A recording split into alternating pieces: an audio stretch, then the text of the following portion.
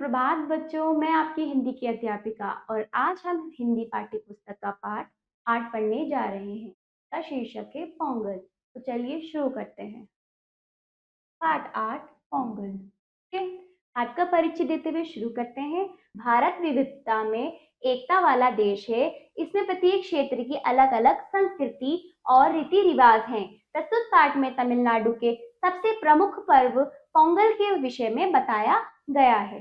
ठीक है, इसमें ये पोंगल जो है एक पर्व है बच्चों, तो इसके विषय में बताया गया है। भारत अलग होकर भी एकता वाला देश है। विविधता यानी इसमें बहुत ज्यादा भिन्नताएं हैं, फिर भी इसमें एकता है। तो इसमें पोंगल त्योहार के बारे में, पर्व के बारे में बताया गया है। तो चलिए शुरू करते हैं।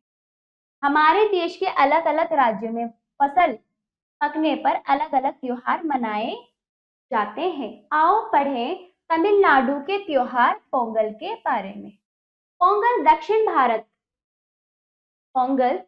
भारत मुख्य रूप से तमिलनाडु का सबसे लोकप्रिय व प्रमुख त्योहार है। तमिल भाषा में पोंगल का अर्थ है अच्छी तरह उबालना। इस त्योहार को पोंगल इसीलिए कहते हैं क्योंकि इस दिन सूर्य की पूजा होती है और सूर्य को जो प्रसाद अर्पित किया जाता है उसे अच्छी तरह उबाला जाता है। ठीक है बच्चों, तो क्या बताया गया है? दक्षिण भारत का तमिलनाडु का प्रमुख त्योहार पोंगल जो बहुत ज्यादा मशहूर है, लोग उसको बहुत पसंद करते हैं। क्या है? जिसका अर्थ है अच्छी तरह उबालना। ठीक है, ये त्योहार क्यों मनाया जाता है? इसलिए जब अनाज कटता है, सूर्य की पूजा होती है और जो प्रसाद सूर्य को चढ़ाया जाता है उसे अच्छी तरह उबाला जाता है। ठीक है, पारंपरिक रूप से पोंगल का त्योहार धान की फसल को घर लाने की खुशी प्रकट करने के लिए मनाया जाता है। पोंगल तई नामक तमिल महीने की पहली तारीख को यानी जनवरी के मध्य, जो तमिलनाडु में तमिल भाषा में तई नामक कोई महीना है, जैसे हम जनवरी के मध्य को वहां पर तई बोलते हैं। ठीक है, महीने को तई नामक महीना जैसे कि जनवरी के बीच में, मध्य यानी बीच में, ठीक है, मनाया जाता है पोंगल। ठीक, इसमें क्या होता है? घर की साफ सफाई की जाती है। यह पर्व 4 दिन तक चलता है और हर दिन पोंगल का अलग अलग नाम होता है। पहले पोंगल को भोगी पोंगल कहते हैं। भोगी पोंगल पर पुरानी वस्तुओं को जला देते हैं। यह बुराइयों के अंत व ईश्वर के प्रति सम्मान को दर्शाता है। तो क्या हुआ? साफ सफाई होने के बाद जो ये पर्व जो होता है, ये त्योहार 4 दिन का होता है। पहले दिन वाले पोंगल का नाम क्या है? भोगी पोंगल। इसमें घर की पुरानी वस्तुओं को जला दिया जाता है। इसका अर्थ होता है कि बुराई का अंत हुआ और ईश्वर के प्रति सम्मान दर्शाया जाता है, यानी ईश्वर के प्रति सम्मान उनको है, ये चीज वो तरह से दिखाते हैं। इस दिन यानी पहले दिन भोगी पोंगल में क्या होता है? अग्नि के इर्द गिर्द युवा ढोल बजाते हैं। क्या बजाते हैं? अग्नि के इर्द गिर्द युवा ढोल बजाते हैं। ढोल को तमिल में बोगी कोट्टू, क्या कहते हैं? बोगी कोट्टू कहते हैं। भैंस के सींग से बना बागी ऋतुओं के राजा इंद्र को समर्पित होता है। इंद्र नई ऋतुओं के आगमन की घोषणा करते हैं। ठीक है, तो क्या हुआ कि इस दिन जो होता है, पहले दिन भोगी पोंगल में क्या होता है? अग्नि यानी आग के आसपास युवा ढोल बजाते हैं, तो ढोल को क्या कहते हैं? बोगी कोट्टू। ठीक है, फिर भैंस के सींग से एक बागी बनाया जाता है, जो ऋतुओं के राजा जो इंद्र हैं उनको उनके लिए वो उनके सम्मान के लिए समर्पित होता है। जो इंद्र ईश्वर हैं वो क्या करते हैं? नई ऋतुओं का आगमन करते हैं, यानी कि ऋतुओं का आना जाना वही करते हैं। ठीक है, दूसरे पोंगल को सूर्य पोंगल कहते हैं। क्या कहते हैं? सूर्य पोंगल। ठीक, यह भगवान सूर्य को निवेदित होता है। पोंगल नामक एक विशेष प्रकार की खीर बनाई जाती है, जो मिट्टी के बर्तन, ठीक है, जो मिट्टी के बर्तन में नए धान से तैयार चावल, मूंग दाल और गुड़ से बनती है। क्या पोंगल तैयार होने के बाद सूर्य देव की विशेष पूजा की जाती है। उन्हें प्रसाद के रूप में ये पोंगल व गन्ना अर्पण किया जाता है और अच्छी फसल देने के लिए कृतज्ञता व्यक्त की जाती है। मतलब क्या होता है, फिर दूसरा, पहला दिन हुआ भोगी पोंगल, जो दूसरा दिन आता है पोंगल का उसे कहते हैं सूर्य पोंगल। ठीक है, ये सूर्य भगवान के लिए समर्पित होता है। ठीक है, इस दिन पोंगल नामक एक विशेष प्रकार की खीर बनाई जाती है। जो खीर का नाम है उसका नाम भी पोंगल ही होता है। वो खीर कैसे बनाई जाती है? मिट्टी के बर्तन में नए धान जो धान लेकर आते हैं खेती से काट कर, उस धान में चावल, मूंग दाल और गुड़ से मिलाकर ये खीर बनाते हैं। पोंगल तैयार होने के बाद यानी खीर तैयार होने के बाद सूर्य देव की विशेष पूजा की जाती है। अनोखी अलग प्रकार की हम सूर्य देवता की पूजा करते हैं। उन्हें प्रसाद के रूप में यह पोंगल और गन्ना क्या देते हैं, प्रसाद के रूप में चढ़ाते हैं और अच्छी फसल देने के लिए कृतज्ञ यानी आभारी होते हैं कि उन्हें अच्छी फसल प्राप्त हुई, इसके लिए वो आभार व्यक्त करते हैं सूर्य देवता से। ठीक है, फिर आगे तीसरे दिन पोंगल को मट्टू पोंगल कहा जाता है। तमिल मान्यताओं के अनुसार मट्टू भगवान शंकर का बैल है। ठीक है, जिसे एक भूल के कारण भगवान शंकर ने पृथ्वी पर रहकर मानव के लिए अन्न पैदा करने को कहा और तब से वह पृथ्वी पर रहकर कृषि कार्य में मानव की सहायता कर रहा है। इस दिन किसान अपने बैलों को स्नान कराते हैं, उनके सींगों पर तेल लगाते हैं एवं विभिन्न प्रकार से उन्हें सजाते हैं। बैलों को सजाने के बाद उनकी पूजा की जाती है। तो आगे तीसरे दिन वाला पोंगल को क्या कहते हैं? मट्टू पोंगल। मट्टू कौन थे? शंकर भगवान के बैल थे। कौन? शंकर भगवान के बैल। उनसे कोई गलती हुई थी, कोई भूल हो गई थी, इसलिए भगवान शंकर ने उन्हें पृथ्वी पर भेजकर अन्न पैदा करने को कहा। यानी हल हम किससे चलाते हैं? बैल के द्वारा चलाते हैं ना। और तब से वह पृथ्वी पर रहकर कृषि कार्य में मानव की सहायता यानी मानव की मदद करते हैं। कौन? बैल। बैल के रूप में मट्टू पोंगल, है ना, तो करते हैं। तो उस दिन लोग क्या करते हैं, जो बैल होते हैं उनको क्या करते हैं? नहलाते हैं, उनके सींग पर तेल लगाते हैं, है ना, फिर उनको सजाते हैं फूलों से, देखो इस तरह से सजाया हुआ है। फिर उसके बाद उनकी वो पूजा भी करते हैं। ठीक है, बैलों के साथ ही इस दिन गाय बछड़ों की भी पूजा की जाती है। ठीक है, कहीं कहीं लोग इसे कैनू पोंगल के नाम से भी जानते हैं। ठीक है, इसी पोंगल को कैनू पोंगल के नाम से भी जानते हैं, जिसमें बहनें और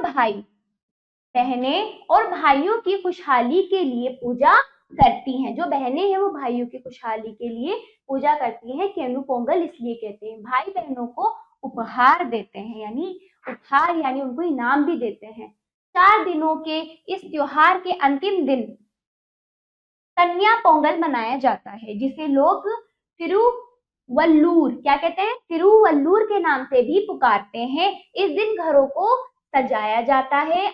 आम और नारियल के पत्तों से दरवाजों पर तोरण बनाया जाता है। यानी प्रवेश द्वार एक अलग प्रकार का प्रवेश द्वार होता है जो 2 खंभों से बनाया जाता है, उसे तोरण कहते हैं। महिलाएं इस दिन घर के मुख्य द्वार पर कोलम यानी रंगोली, कोलम क्या है? रंगोली को कहते हैं।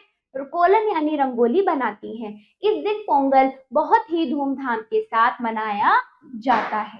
ठीक है, लोग नए वस्त्र पहनते हैं और दूसरों के यहाँ पोंगल और मिठाई भेजते हैं। इस पोंगल के दिन ही विविध प्रतियोगिताएं आयोजित की जाती हैं। ठीक है, तो क्या क्या होता है? कैनू पोंगल तो उसी दिन को कहते हैं, तीसरे दिन को, और चौथे दिन को हम क्या कहते हैं? अंतिम दिन जो है कन्या पोंगल। इसमें क्या होता है, जो लोग जो होते हैं इसे क्या कहते हैं? कन्या पोंगल को तिरुवल्लूर के नाम से भी कहते हैं, कहा जाता है। इस दिन लोग घरों को सजाते हैं। ठीक है, आम और नारियल के पत्तों से दरवाजे पर तोरण बनाया जाता है। एक विशेष प्रकार का प्रवेश द्वार बनाया जाता है, पत्तों से सजाकर, नारियल और आम के, और 2 खंबे लगाकर तोरण बनाया जाता है, जिसे प्रवेश द्वार कहते हैं। महिलाएं क्या करती हैं? कोलम बनाती है, उसी द्वार पर क्या बनाती है? रंगोली बनाती हैं। ठीक, फिर क्या होता है? जो आखिरी दिन होता है उसको बहुत धूमधाम से मनाया जाता है। लोग नए वस्त्र पहनते हैं। ठीक है, यहाँ पोंगल और मिठाई, पोंगल तो आपको पता है वो खीर मिठाई भेजते हैं एक दूसरे के घर। ठीक, फिर इस पोंगल के दिन ही विविध प्रतियोगिताएं आयोजित की, प्रतियोगिताएं खेल खेल भी खेले जाते हैं कई प्रकार के, जो काफी प्रसिद्ध है। रात्रि के समय लोग सामूहिक भोज आयोजित करते हैं और एक दूसरे को नव वर्ष की शुभकामनाएं देते हैं। इस प्रकार हर्ष और उल्लास का ये पर्व आनंद उत्साह के साथ मनाया जाता है। तो क्या हुआ, जो आखिरी दिन था, इस दिन क्या होता है, लोग प्रतियोगिताएं करते हैं, प्रतियोगिताएं यानी कॉम्पिटिशन्स करते हैं, गेम्स कई प्रकार के खेल खेले जाते हैं जो काफी प्रसिद्ध होते हैं, दूर दूर से लोग उन्हें देखने आते हैं, प्रसिद्ध होते हैं। रात्रि जब रात होती है तो लोग साथ में मिलकर भोजन भी करते हैं, एक दूसरे को बुलाते हैं, खिलाते हैं, ठीक है, और एक दूसरे को नए साल, नए वर्ष यानी नए साल की शुभकामनाएं देते हैं, ठीक। और इस प्रकार हर्ष और उल्लास का यह पर्व, हर्ष यानी बहुत मजा आता है लोगों को, ठीक, यह पर्व आनंद और उत्साह के साथ क्या होता है, साथ मनाते हैं, ठीक है। इस तरह से एक जोश के साथ ये त्योहार चौथे दिन मनाया जाता है। तो आपका ये पाठ समाप्त हुआ बच्चों। तो इस प्रकार से हमारे भारत देश में कई प्रकार के त्योहार हैं जिनका अपना एक विशेष महत्व है। तो इस प्रकार इस पाठ में भी पोंगल नाम के त्योहार के बारे में बहुत अच्छे प्रकार से बताया गया है। तो आपको समझ आया होगा। तो ये पाठ यहीं पे समाप्त होता है। आ जाइए बच्चों, शब्द पोटली, लोकप्रिय लोगों की पसंद, अंत समाप्त, आगमन आना, उपहार भेंट, कृतज्ञता आभार, मध्य बीच में, सम्मान आदर, स्नान नहाना, वस्त्र कपड़े। बातों बातों में आप इन प्रश्नों का उत्तर देंगे वाचन में। लिखिए क्या पढ़ा, जो भी आपने इस पाठ से पढ़ा समझा उनका उत्तर आप अपनी अभ्यास पुस्तिका में जरूर दीजिएगा। अब आ जाइए सही उत्तर वाले गोले को रंगिए। पोंगल का अर्थ क्या है? अच्छी तरह उबालना। हाँ देखिए, दूसरे पोंगल को कहा जाता है, क्या कहा जाता है? कन्या पोंगल, मट्टू पोंगल, सूर्य पोंगल कहा जाता है। तीसरा देखिए, पोंगल पर किस देवता की विशेषता पूजा होती है, मतलब विशेष रूप से होती है किसकी? चंद्रमा देवता की, वरुण देवता की, इंद्र देवता की, सूर्य देवता की, सूर्य देवता की, ठीक है। फिर मेल मिलाइए, पहला पोंगल भोगी, दूसरा सूर्य, तीसरा पोंगल मट्टू, चौथा पोंगल केन्या, ठीक है। और ढोल को क्या कहा जाता है? बोगी कोट्टू, और रंगोली को कहा जाता है कोलम। रिक्त स्थानों की पूर्ति कीजिए। तो पहला देखिए, डैश नई ऋतुओं के आगमन की घोषणा करते हैं, कौन? इंद्र देवता। दूसरा खा देखिए, इस दिन किसान अपने डैश को स्नान कराते हैं, किसे? बैलों को।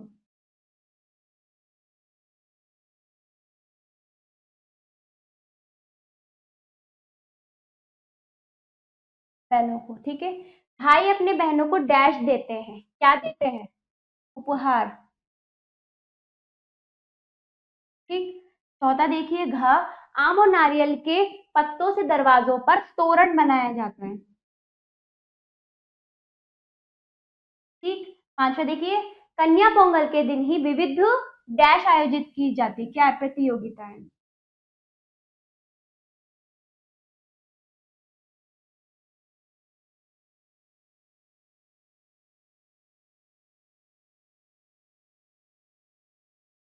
ठीक है। इस तरह से हो गया आपका, इस तरह से आपका ये पाठ समाप्त होता है बच्चों। आशा करते हुए ये पाठ आपको अच्छे से समझ आया होगा और आप इसका अभ्यास कार्य अपनी अभ्यास पुस्तिका में जरूर कीजिएगा। और अब हम मिलते हैं अगले पाठ पर। धन्यवाद।